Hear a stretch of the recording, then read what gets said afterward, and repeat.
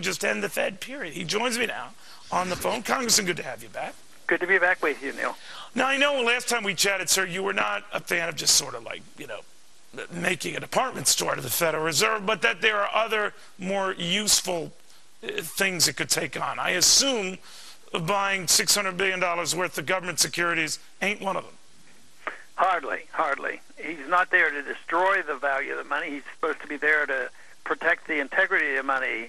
So, no, this is foolishness. It's going to do only harm. He's been trying it for a couple of years now. It hasn't worked.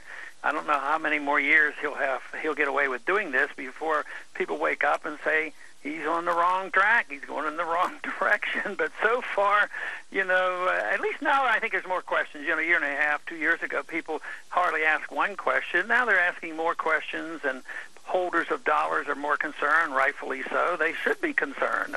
But Congressman, what are his options? The argument for him doing this, whether you agree or disagree, is that he can't lower interest rates anymore. They're at zero. I guess he can give us a negative return. But the fact of the matter is, this is about the last trick pony in his arsenal. What do you make of that? Yeah, well, it's desperation is what it is, and I think it does as much harm psychologically because it means that he has nothing else can be done, and it means he has no real desire to return to the marketplace. If we want to have a market economy, we have to liquidate debt and get rid of all the malinvestment. We have to get market interest rates. We have to get people saving money. We have to reduce regulations. Well, what would do that, though? What would do that? All of these efforts the Fed has undertaken, from lowering rates to buying back to the tune of trillions of dollars over the years, all this paper has... Now, I guess the argument for it is, things would be a lot worse if we didn't. We'll never know. But what then could the Fed do?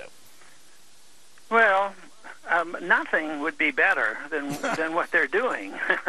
What they have to understand is they shouldn't be buying up bad debt. People who have had illiquid assets floating around, and we have a financial crisis because nobody could use them anymore, but to buy them up with new money, dilute the value of the money, stick it to the American people with the coming inflation, at the same time with the assets of bad debt. It used to be we had gold and silver to back up our currency. Then we had treasury bills. Now we back them up with illiquid mortgage debt. You're right. You're right. I tip my hat to you, Congressman, because very early on, before you were, this presidential candidate sensation and all, people forget that you really knew your stuff in grilling Fed chairmen. You were merciless. You were like watching Mike Wallace on steroids. And one of the things I enjoyed about those gives and takes is that you cut to the core of the issue here, that the emperor sort of had no clothes. Now, I alluded to that in the beginning here. The world is catching on to something you seemed to grasp, years and years ago. That in itself is dangerous, isn't it? Well, the world catching up to me is dangerous? Well, no, but the world now sensing that Ben Bernanke, has no clothes. Oh, yeah, that is true. When he could do this and everybody ignored it, it wasn't as harmful. So reactions are crucial, and the reactions now are negative. This last week has surprised me. Yeah. And even to the point where people are saying, hey, maybe we should be talking about gold again. This is pretty amazing, but it's something that I've always anticipated, and you never know when it will come. Because if you really study fiat money over history, it always ends. Sometimes it lasts 20 years, sometimes 50, but it usually ends. Gold always lasts. Gold is the ultimate money. It's been here for 6,000 years, and you can't repeal it. I remember one time asking Greenspan, I said, you're repealing history. He says, I realize that. He conceded what I was saying, but he says, I believe, this is him talking, he says, I believe we as central bankers have learned to make paper money act as if it were gold. And I said, well, good luck, because it doesn't work that way. And I think that's what they're recognizing, that they've failed. Central economic planning through monetary affairs, fixing interest rates, and doing all of the things they do, buying up bad assets.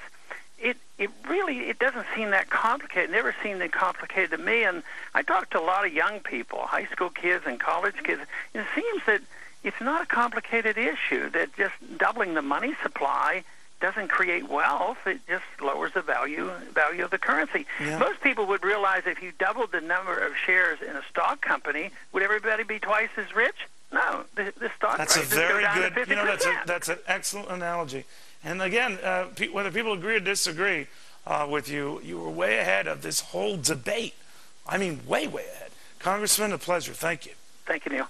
Charlie Gasparino says you really can't get rid of the Fed per se, but that doesn't mean, I guess you shouldn't